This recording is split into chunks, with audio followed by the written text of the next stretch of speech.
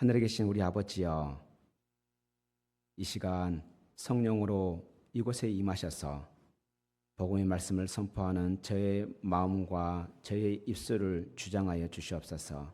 그래서 주의 복음을 순수하게 선포하게 하시고, 또한 복음의 말씀을 듣는 우리 원주시 장로교회 모든 성도들의 마음 가운데 성령으로 빛을 비춰주심으로 말씀을 밝히 깨닫게 하시고 믿게 하심으로 생명을 얻되 풍성하게 얻는 이 시간 되게 하여 주옵소서.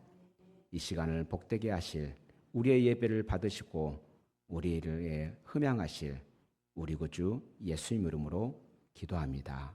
아멘.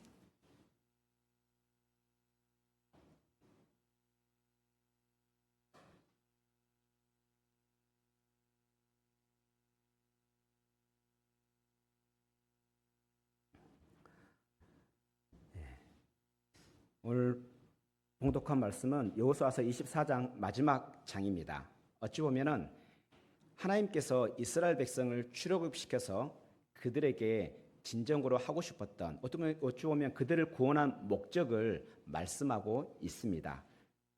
그 목적은 우리에게도 동일합니다. 그런데 오늘 본문을 24장을 쭉 보면은 주로 우리에게 눈에 띄는 단어가 무엇입니까? 하나님을 섬기라, 여호와를 섬기라입니다. 우리가 잘 알다시피 우리 하나님은 눈에 보이지 않습니다. 눈에 보이지 않는 하나님을 섬기려면 우리는 어떻게 해야 할까요? 어떻게 우리는 여호와를 섬길 수 있을까요? 물론 눈에 보이는 어떤 사람을 섬기는 것은 그렇게 쉽지 않은 것 같습니다. 하지만 눈에 보이지 않는 하나님을 어떻게 섬기는 것이 진정 하나님을 기쁘시게 하고 하나님이 원하시는 것일까요? 오늘 본문은 우리가 어떻게 하나님을 섬길 수 있는지, 어떻게 하나님을 섬길 수 있고 또한 어떤 방식을 기뻐하시는지를 본문을 통해 살펴보고자 합니다. 우리가 먼저 하나님을 섬기려면요, 하나님이 어떠한 분인지를 알아야 합니다. 우리는 말씀을 통해서 하나님의 어떠한 분인 줄 더 명확히 알 수 있습니다.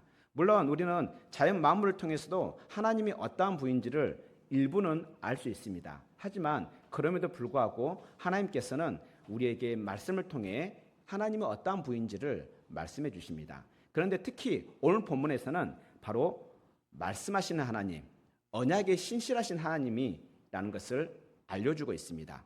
본문의 1절에 보면요, 여호수아는 이스라엘의 모든 지파를 세겜으로 불러 모읍니다. 그리고 그들의 지도자들, 재판장들, 그리고 지도자들, 그리고 그들의 장로들을 이렇게 불러 모읍니다. 그리고 그들에게 이제 하나님의 말씀을 전하기 시작하는데요. 우리가 잘 알다시피 하나님의 말씀을 전한다 한다면 반드시 그 곁에 무엇이 있어야 합니까? 그렇죠? 말씀을 상징하는 하나님의 임재를 상징하는 여호와의 궤, 언약궤가 있어야 합니다. 지금 이스라엘 백성의 언약궤는 처음에 왔을 때는 길갈에 있었지만 그들이 이제 가나안 땅을 정복하고 나서 그 언약궤는, 그 성막은 지금 실로에 있습니다. 그렇다 한다면 여호수아는 지금 하나님 말씀을 전하려면 실로로 불러 모아야 정상일 것 같습니다. 그런데요, 특이하게 지금 여호수아는 세겜으로 모든 백성을 불러 모았습니다. 하나님의 말씀을 전달하기 위해서 세겜으로 불러 모았습니다. 그렇다면 여호수아는 세겜으로 불러 모은 이유가 무엇일까요? 바로 세겜은 이스라엘 백성에게 있어서 언약의 시작점이기 때문입니다. 오늘 2절에 보면은 아브라함의 아버지, 나홀의 아버지, 그러니까 아브라함과 나홀은 형제지간입니다. 그래서 그들의 아버지 데라가 강 저쪽에 거주해서 뭐하고 있었다고 합니까? 다른 신들을 섬기고 있었어요. 여기서 강 저쪽은 요단강을 의미하는 게 아닙니다. 바로 메소포타미아에 있는 하란을 말하고 있습니다. 그래서 그 하란에 살고 있을 때, 그러니까 아브라함과 나홀과 그의 아버지 데라가 하란에 살고 있을 때 그들이 다른 신들을 섬기고 있을 때에 하나님께서는 아브라함을 불러내십니다. 그래서 하란은요, 굉장히 위쪽이에요. 그래서 하란에서부터 아브라함을 불러내서 가나안 땅으로 인도합니다. 그래서 그렇게 아브라함이 하란에서부터 하나님의 인도함을 받고 가나안 땅으로 들어오는데요, 가나안 땅에 들어오자마자 처음 도착한 성읍이 세겜입니다. 그래서 세겜에 도착한 아브라함은 그곳에서 제단을 쌓고 하나님을 이름을 부릅니다. 다시 말하면 하나님께 예배했습니다. 그리고 그렇게 하나님의 약속을 따라 그 가나안 땅에 들어온 아브라함에게 하나님께서는 자손에 대한 약속과 땅에 대한 약속을 주십니다. 그래서 너가 보고 있는 이 가나안 땅을 내가 너와 너의 후손에게 주겠다라는 약속을 하고 그 후손을 또한 약속을 하는 거죠. 그러니까 후손이 없는 상태에서 후손에게 주겠다는 이야기는 결국에는 후손에 대한 약속인 거죠. 이와 같이 이스라엘의 그 조상 아브라함에게 처음 하나님께서 언약의 말씀을 하신 곳이 세겜인 곳입니다. 뿐만 아니라 이스라엘의 본래 이름은 무엇입니까? 야곱이잖아요. 그죠? 그래서 야곱이 형의 그 장자권을 쟁탈하다가 결국에는 죽음을 피해 하란으로 도망갔었잖아요. 삼촌의 집으로 도망갔었잖아요. 그러다가 오랜 세월 20년의 시간을 지난 후에 다시 이제 가나안 땅으로 돌아오다가 에서와의 그 극적인 만남, 극적인 화해를 하고 나서 야곱은 바로 아버지가 있는 곳으로 가지 않습니다. 바로 세겜에 머뭅니다. 그래서 세겜에 머물다가 세겜에서 안 좋은 일을 당하죠. 그 안 좋은 일을 당하고 나서 아차 싶습니다. 하나님을 온전히 섬기는 것을 실패했다는 것을 깨닫습니다. 그래서 그의 모든 가족들이 가지고 있던 우상들, 그 우상들을 세겜에 있는 상수리 나무에 다 묻어버립니다. 그리고 세겜에서 하나님께 제단을 쌓고 하나님께 예배하는 모습이 나타납니다. 그때 하나님께서는 또한 세겜에서 그에게 땅을 약속하십니다. 그 가나안 땅을 그 야곱의 후손들에게 주겠다는 약속을 하십니다. 이와 같이 세겜은 아브라함과 그리고 야곱에게 하나님께서 말씀하신 언약을 기억나게 하는 장소인 것입니다.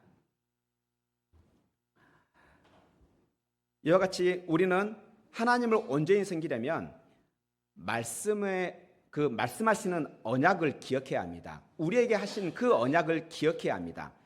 방금 전에 지금 이스라엘 족장들과 이스라엘에게 약속하신 그 언약을 이들은 기억하며 하나님을 섬기는 것을 기억했을 것입니다. 그렇다면 오늘날 우리에게 있어서 하나님의 언약은 무엇일까요? 성경은 편의상 하나님께서 이스라엘에게 주셨던 언약을 옛 언약이라 하고, 그리고 그 이스라엘이 아닌 이제 새 이스라엘에게 주시는 그 약속 언약을 새 언약이라 말씀하고 있습니다. 그 새 언약의 약속이 에스겔서 말씀과 에레미야 말씀에 있는데, 우리가 에레미야 31장 31절, 33절, 34절을 한번 읽도록 하겠습니다. 우리 같이 한번 읽겠습니다. 시작. 여호와의 말씀이니라. 보라, 날이 이르르니 내가 이스라엘 집과 유다 집에 새 언약을 맺으리라. 이제 그 언약이 무엇인지를 정확히 말씀하시는데 33절부터 읽겠습니다. 시작. 내가 나의 법을 그들의 속에 두며 그들의 마음에 기록하여 나는 그들의 하나님이 되고 그들은 내 백성이 될 것이라. 여호와의 말씀이니라. 좀 더 구체적으로 설명하는데 34절에서 같이 읽겠습니다. 시작. 내가 그들의 악행을 사하고 다시는 그들의 죄를 기억하지 아니하리라. 여호와의 말씀이니라. 아멘. 우리가 알다시피 하나님께서는 이제 새 언약을 준비하십니다. 새 언약을 준비하셨던 이야기는 그 옛 언약을 능가하는 새 언약. 근데 그 언약은요, 어떤 언약입니까? 바로 옛 언약 때는 하나님의 말씀을 두 돌판에 새겨서 주셨다면, 이제는 새 언약 때는 그 하나님의 법을 어디에 새겨두신대요?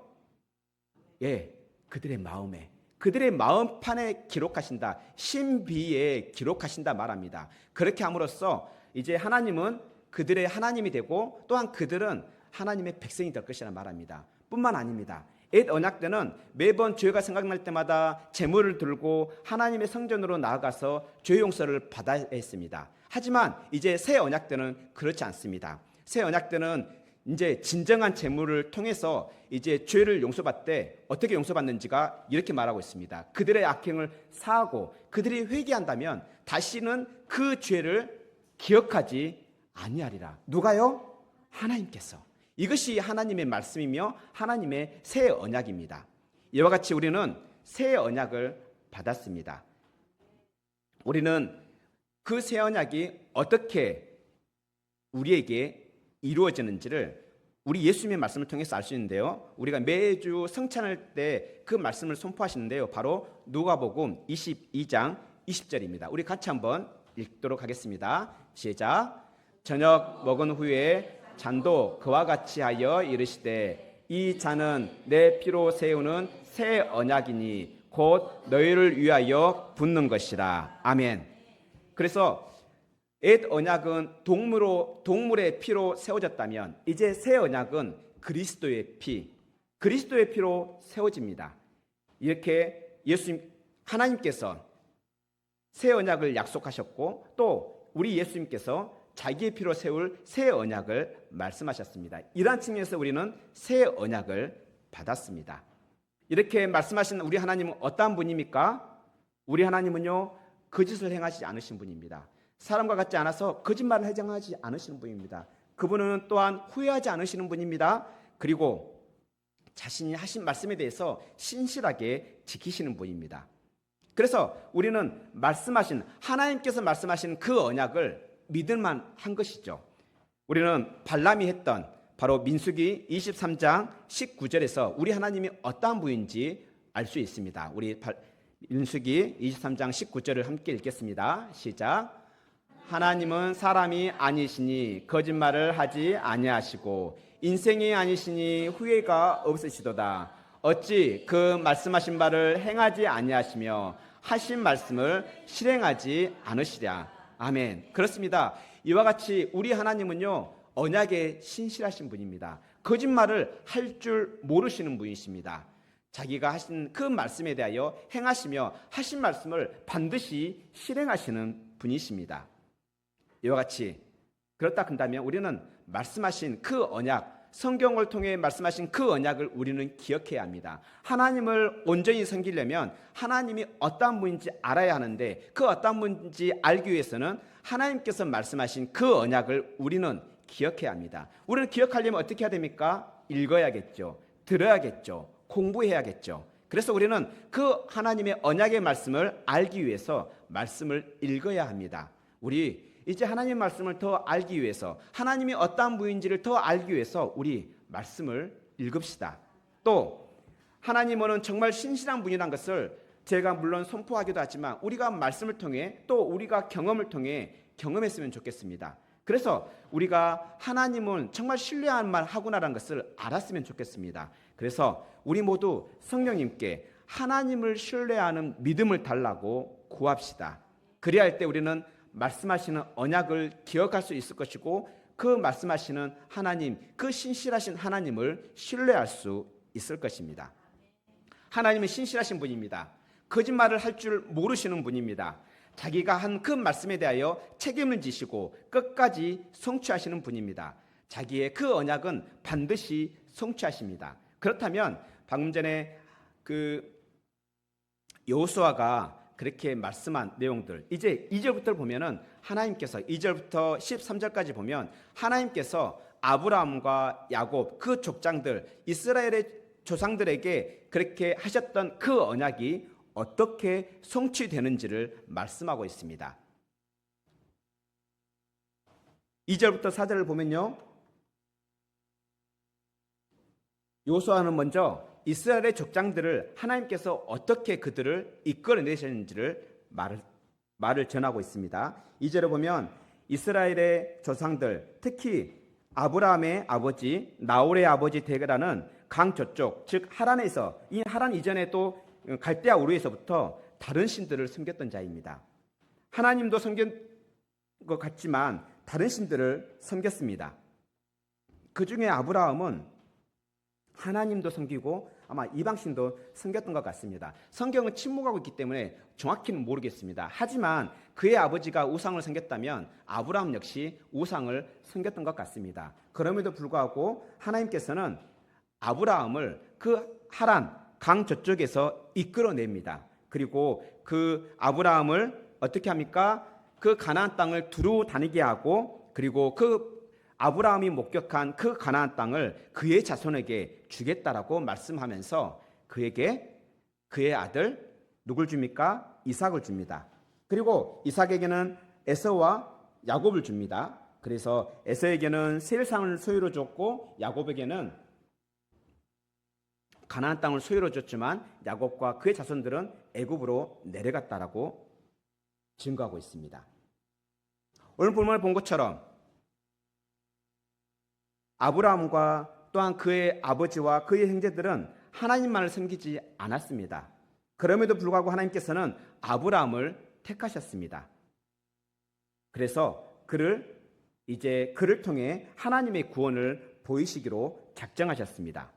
오늘날 우리는 어떻습니까? 우리도 마찬가지입니다. 우리도 하나님을 모르던 사람들입니다. 그럼에도 불구하고 하나님께서 먼저 우리를 택하셨습니다. 우리가 하나님을 택한 것이 아닙니다. 성경은 분명히 하나님이 먼저 우리를 택했다고 말씀하고 있습니다. 우리 같이 한번 요한복음 15장 16절 상반절을 같이 한번 읽어볼까요? 시작.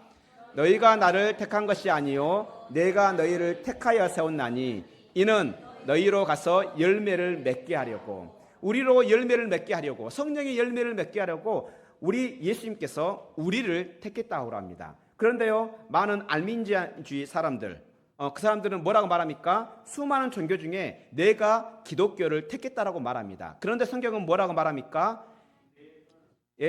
예수님께서 우리를 택했다라고 말합니다. 그래서 우리는 이와 같은 것을 알아야 합니다. 오늘 본문도 마찬가지, 이스라엘의 조상들을 누가 택했다고 말합니까? 하나님께서 택하셨습니다. 그들이 하나님을 택한 것이 아니라 하나님이 그들을 택했기 때문에 그들이 구원을 시작할 수 있었던 것입니다. 그리고 5절부터 이제 본문 7절에 보면은 이제 그들이 애굽으로 내려갔습니다. 애굽으로 내려가서 그들은 애굽의 종이 되었습니다. 그래서 하나님께서는 모세와 아론을 그들에게 보내었고, 그리고 모세와 아론을 통해 애굽에 재앙을 내려 그 애굽인들을 쳤습니다. 그래서 그 후에 그렇게 10가지 재앙으로 그들을 치고 그들을 인도해냈습니다. 그를 해방시켰습니다.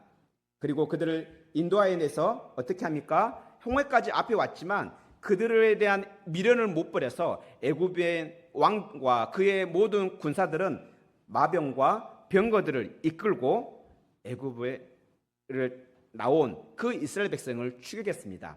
그래서 앞에는 홍해가 막혀 있고 뒤에는 애굽 군대가 쫓아올 때 그들이 부르짖었습니다. 그들이 부르짖을 때 하나님께서는 그들 사이에 흑암을 두어 그 악한 자들이 하나님의 백성들을 공격하지 못하도록 막으셨습니다. 그들을 구원하셨습니다. 이와 같은 것들을 하나님의 그 큰 구원을 말씀하고 있습니다. 이 큰 구원은요, 그들의 어떤 선함을 보고 구원하신 게 아닙니다. 그들의 조상에게 약속하셨던 그 언약을 기억하시고 그들을 보호하시고 그들을 구원하셨습니다. 뿐만 아니라 또한 8절부터 10절까지 보면은 그들이 이제 광야에서 생활하는 동안에 그들이 그렇게 광야에서 생활하다가 이제 가나안 땅을 점령할 때 요단강 동쪽에 있는 그 두 왕을 멸절합니다.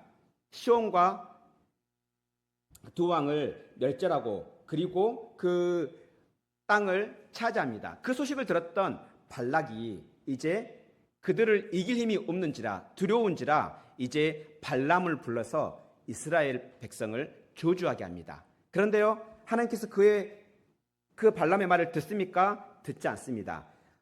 발락은 발람에게 저주하라고 사주하지만 하나님은 발람에게 저주하지 못하도록 명령하시고 도리어 하나님의 백성 이스라엘을 축복하고 축복하게 하고 있습니다. 여기서 본문에서 그 10절에 보면 오히려 너희를 축복하였고라고 번역이 되어 있는데 이 번역이 히브리어 언어를 직역하면 너희를 축복하고 축복하였다 이렇게 되어 있습니다. 다시 말하면 너희를 반드시 축복하였다 이렇게 되겠네요. 내가 기필코 너희를 축복하였다라고 말씀하고 있습니다. 이와 같이 하나님은 자신의 언약을 기억하고 이스라엘 백성을 구원하신 뿐만 아니라 그들을 축복하고 축복하셨습니다. 그 이유는 하나님께서 아브라함에게 하셨던 그 말씀 때문입니다. 내가 너를 복이 되게 하고 내가 너를 통해서 이방 민족들에게 복을 줄 것이다 하는 그 말씀 때문에 하나님은 이스라엘 백성을 복되게 하신 것입니다. 이스라엘 백성이 그렇게 10가지 재앙으로 출애굽하였습니다. 구원을 받았습니다. 그렇다면 우리는 무엇을 통해 구원을 받습니까? 바로 베드로전서 1장 19절에 말씀하고 있는데요. 같이 읽겠습니다. 시작. 오직 흠없고 점없는 어린 양 같은 그리스도의 보배로운 피로 되었습니다. 이스라엘 백성은 10가지 재앙, 그리고 마지막 재앙이 무엇이었습니까? 장자의 죽음, 그리고 그들이 구원받을 수 있었던 것은 유월절 어린 양의 그 피로 그들은 구원받았다면 우리는 바로 그리스도의 보배로운 피로 구원받았습니다. 이 구원은요, 갑자기 나타난 게 아닙니다. 하나님께서 이미 이사야서를 통해서 어떻게 우리가 구원받을지 말씀하신 대로 우리 예수님은 말씀대로 오셔서 말씀대로 십자가를 지시고 우리를 구원하셨습니다. 예수님의 그 보혈로 우리를 구원하셨습니다. 그것이 성경이 말하는 새 언약입니다. 우리 예수님께서 그 보혈을 흘리심으로 우리를 죄와 사망의 그 노예로부터 해방하시고 우리를 구원하셨습니다. 그와 같은 것을 우리는 로마서 8장 1절에서 2절에서 좀 더 알 수 있는데, 우리를 어떻게 구원하셨는지, 우리를 어떻게 해방하셨는지를 설명하고 있는데요. 로마서 8장 1절부터 2절을 같이 함께 읽겠습니다. 시작. 그러므로 이제 그리스도 예수 안에 있는 자에게는 결코 정죄함이 없나니, 이는 그리스도 예수 안에 있는 생명의 성령의 법이 죄와 사망의 법에서 너를 해방하였음이라. 아멘. 보면, 그래서 우리는 옛 언약과 달리 새 언약 안에 있습니다. 우리는 새 언약 안에 있다는 것은 그리스도 예수 안에 있다는 것입니다. 그래서 우리가 그리스도 예수 안에 있으면 결코 정죄함이 없습니다. 그 누구도 우리를 정죄할 수 없습니다. 심지어 하나님마저도 우리가 하나님께 진정으로 회개한다면 우리의 죄를 정죄하지 않으십니다. 우리 예수님께서도요, 죄를 지은 그 자에게 자기의 그 통회하는 마음으로 나아왔을 때 그를 정죄하지 않았다라고 말씀하고 있습니다. 왜 그렇습니까? 왜 결코 우리에겐 정죄함이 없습니까? 바로 그리스도 안에 있는, 그리스도 예수 안에 있는 생명의 성령의 법이 죄와 사망의 법에서 우리를 해방했기 때문입니다. 우리는 더 이상 그 죄와 사망에 속박되지 않기 때문에 우리는 더 이상 정죄함이 없는 것입니다.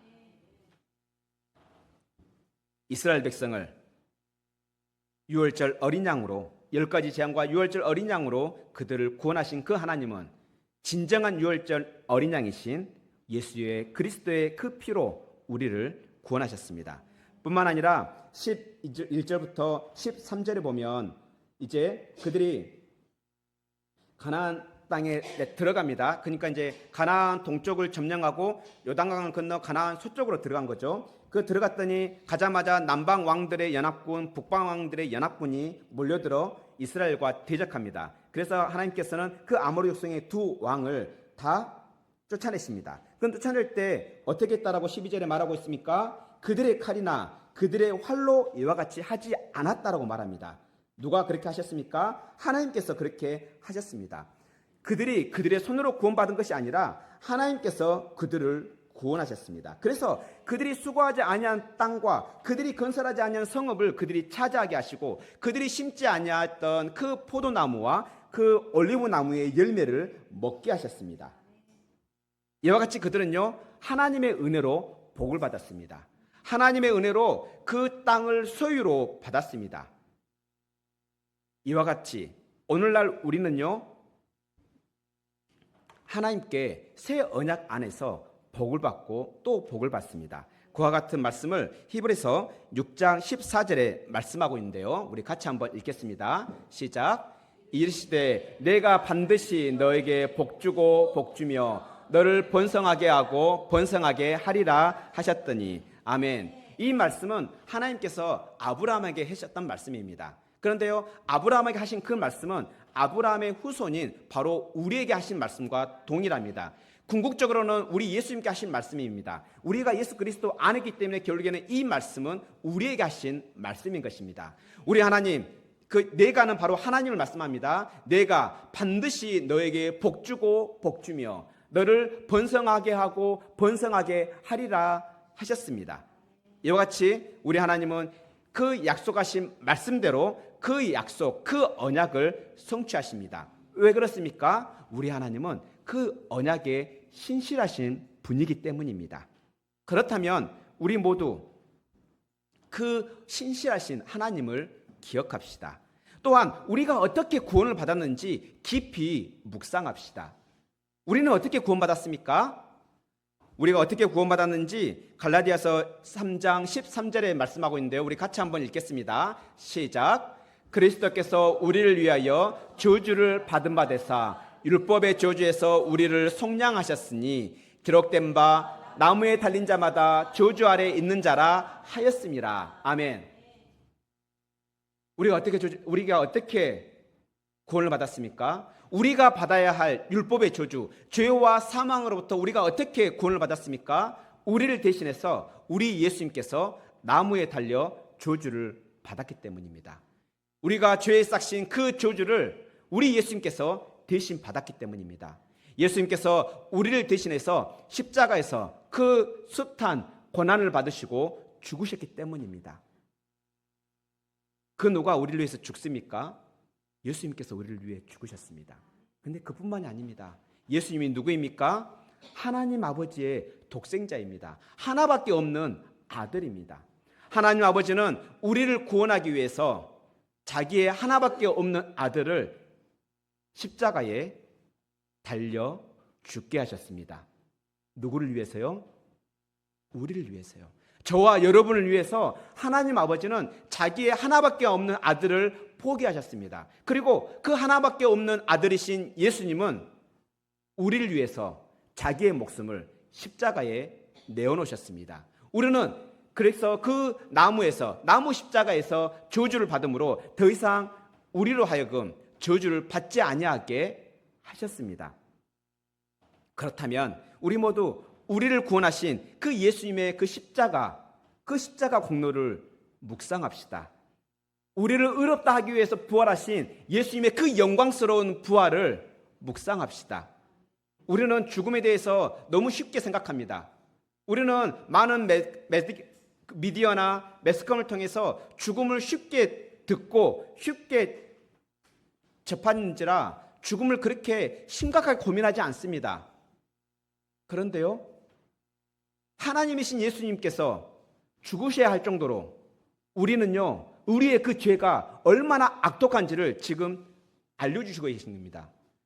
하나님의 아들이신 예수님을 죽여야 할 정도로 우리의 죄가 악독하다는 것을 우리는 알 수 있습니다. 그렇다면 예수님의 그 죽으심을 좀 우리 깊이 생각해 봅시다.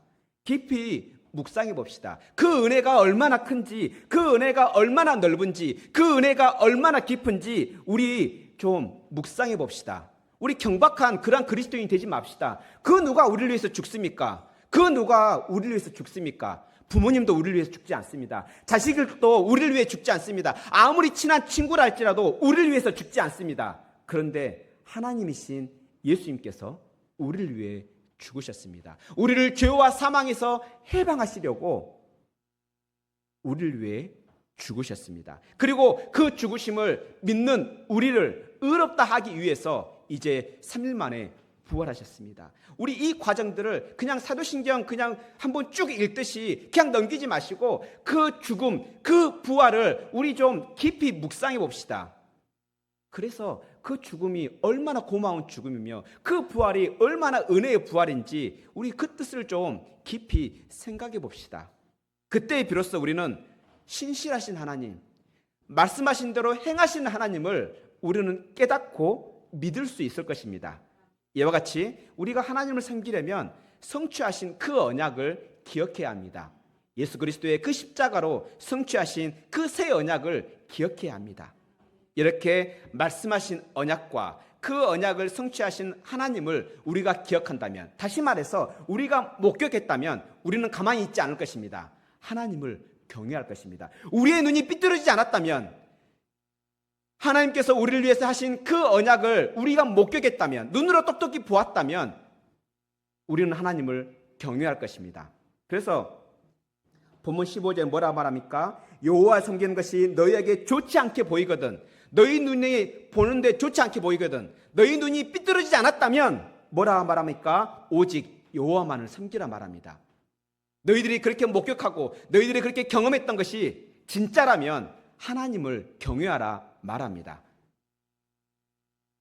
그래서 우리가 하나님을 섬기려면 언약의 하나님을 경외해야 합니다. 본문 14절부터 15절에 보면 여호수아는 이제 마무리합니다. 여호와를 경외하라, 하나님만을 섬기라라고 명령하고 있습니다. 그런데요, 여호와를 경외하는 것, 이 여호와를 경외하는 것은 무슨 뜻일까요?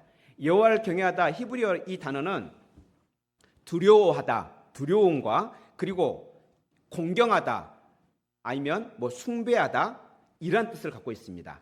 이 두 뜻이 조금 뭔가 매치가 안 되는 것 같지만 이 두 단어가 동일하게 쓰입니다. 그래서 어떤 곳에서는 공경하다 그런 뜻으로 번역하기도 하고 어떤 곳에서는 두려워하다로 번역되기도 합니다. 여호와를 경외하는 것은요, 하나님의 관심이었습니다. 그래서 하나님께서 아브라함을 시험할 때 창세기 22장에 보면 아브라함을 시험하는 장면이 나오잖아요. 그 아들 하나밖에 없는 그 독자를 어떻게 하라고요? 하나님께 번제를 드리랍니다. 그렇게 시험했던 이유가 무엇이었습니까? 아브라함이 하나님을 경외하는지 경외하지 아니하는지를 알기 위해서였습니다. 이와 같이 하나님께서는 하나님의 백성에 가진 관심이 무엇입니까? 하나님을 경외하는지 경외하지 아니하는지입니다. 그렇다면 하나님을 경외하는 것은 과연 무엇일까요?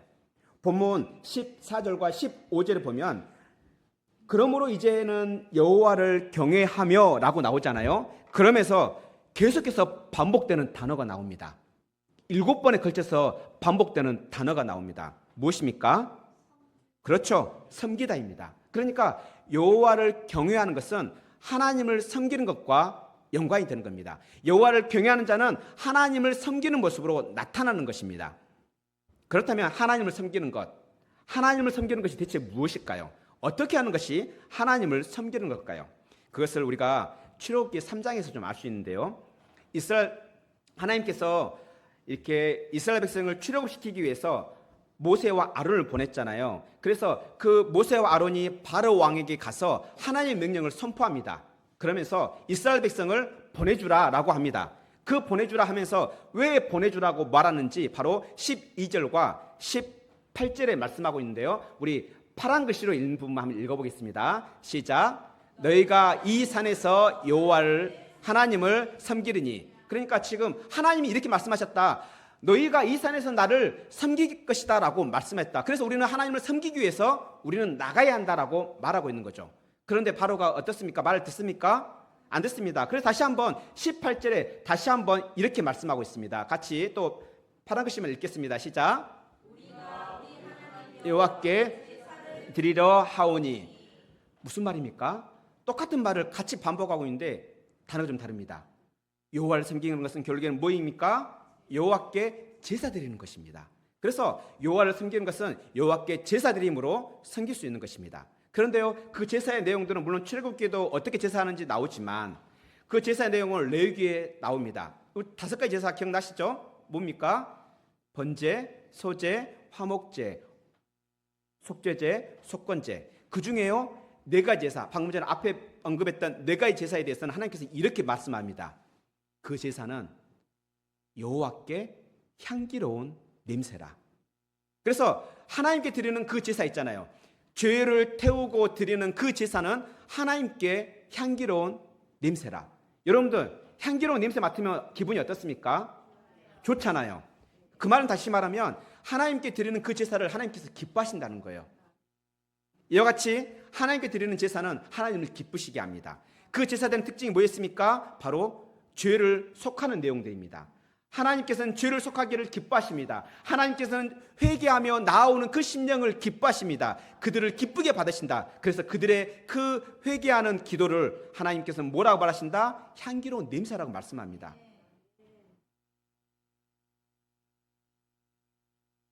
이해가 되십니까? 아마 우리 학생들은 이해가 안 될 것입니다. 근데 우리 부모님들은 이게 무슨 말인지 이해가 될 것입니다. 생각해 보십시오. 우리의 죄를 기뻐하신다? 우리 죄는요, 악취가 났지 향기로운 냄새는 결코 아닙니다. 죄가 향기롭습니까? 그렇지 않습니다. 그런데 우리 죄를 하나님께 내어드리면 하나님께서 그거를 향기로운 냄새로 여기신다는 겁니다. 부모님들, 아이들을 낳아보신 부모님들은 이 말이 무슨 뜻이냐 압니다. 여러분들, 갓난 아이가 똥을 싸면요, 그 똥 냄새 그렇게 더럽게 느끼지 않습니다. 심지어는요, 그 향을 향기롭다고 말하더라고요. 제가 깜짝 놀랐어요. 저는 솔직히 아빠로서 더러운데, 싫은데 있는데, 아닌 거예요. 할머니와 엄마는 그렇게 접근하지 않는 거예요. 이게 다르구나. 아버지께서 우리를 향한 마음이 바로 이거구나. 왜? 똥을 싸내야 그거 건강한 거잖아요.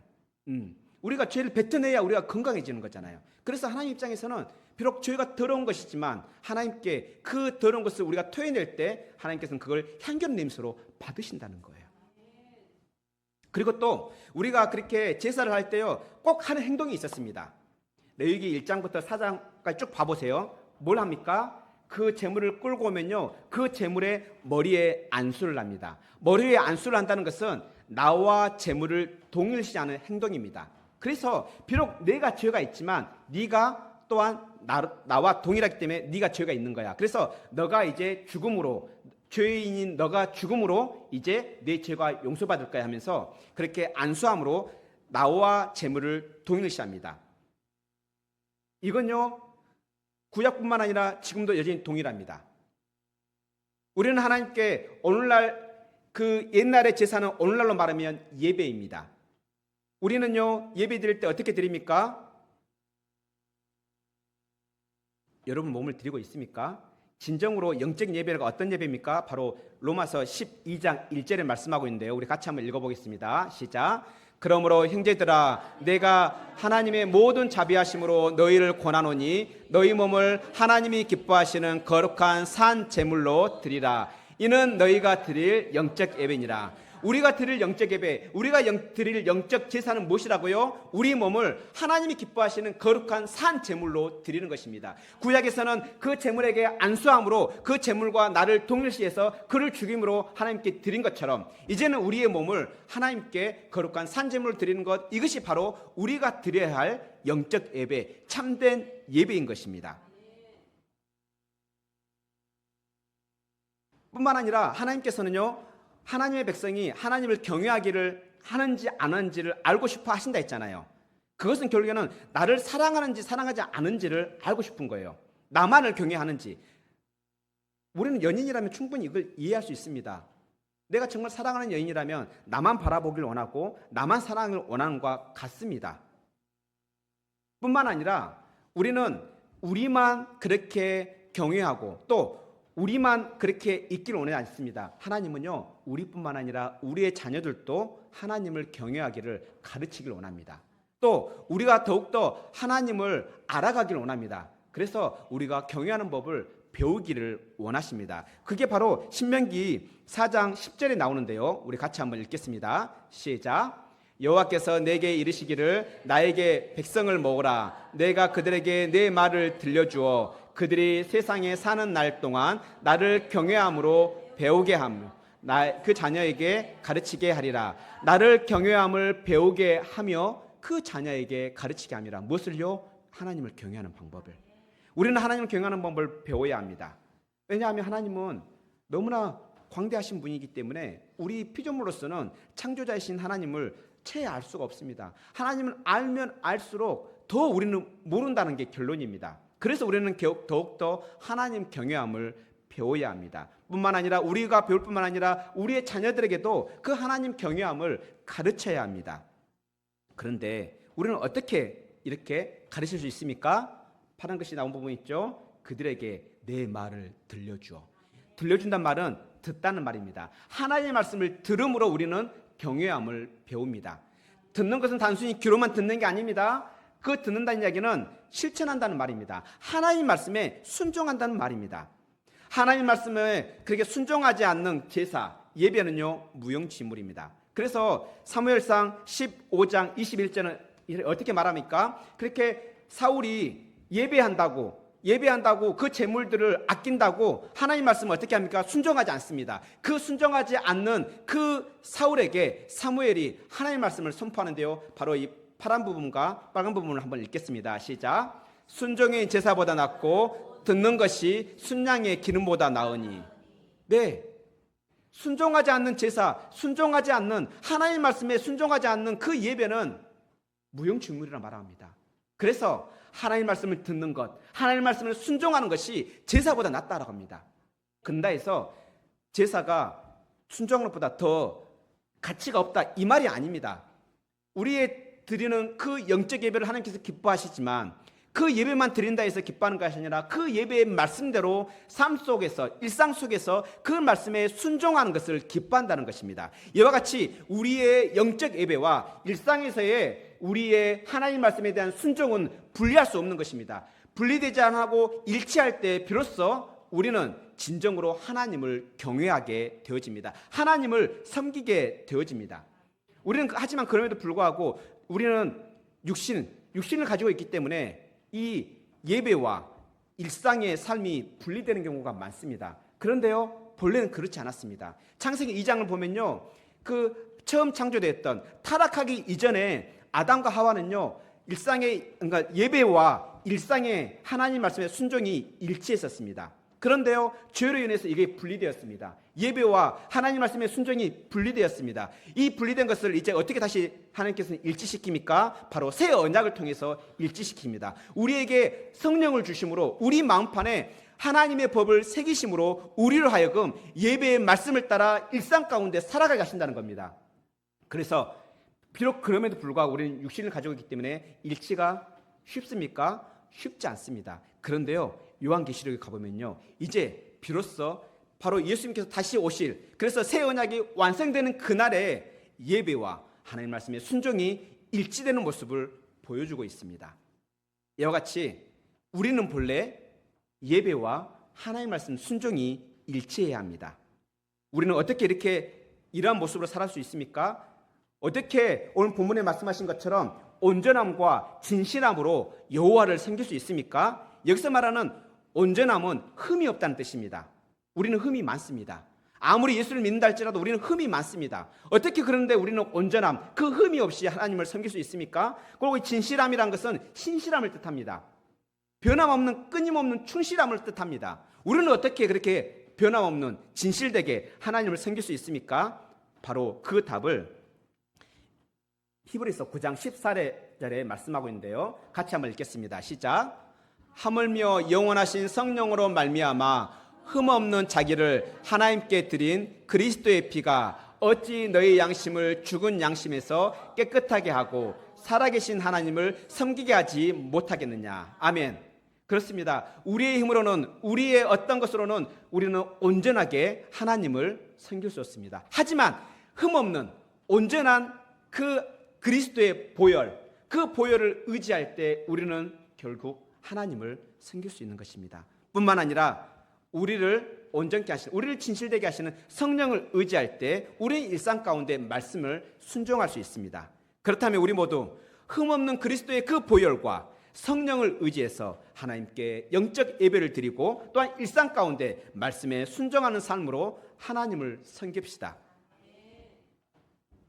우리의 이 예배가 진정한 영적 예배가 되도록 우리 하나님 앞에 간절함으로 나아갑시다. 그리고 일상 가운데 하나님 말씀을 기억하며 그 말씀에 순종함으로 하나님을 섬깁시다. 이것이 바로 오늘 본문이 말하는 하나님을 섬기려면 바로 온전함과 진실함으로 하나님을 섬길 때 우리는 비로소 보이지 않는 하나님을 보이는 하나님처럼 섬기며 하나님께 그 한량없는 복락을 받아 누릴 수 있게 될 것입니다. 기도하겠습니다.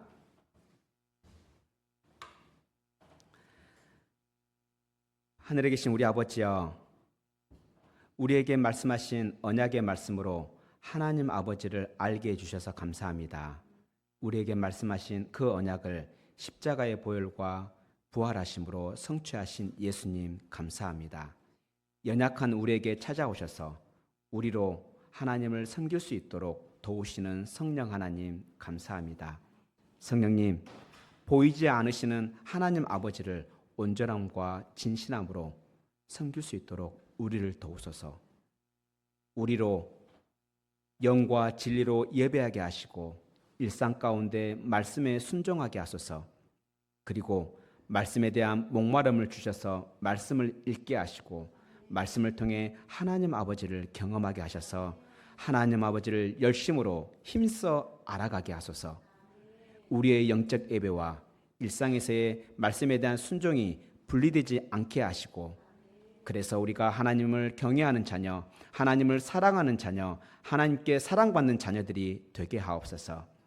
예수님의 참된 제자가 되게 하옵소서. 성령의 열매를 많이 맺는 모든 성도들이 되게 하옵소서.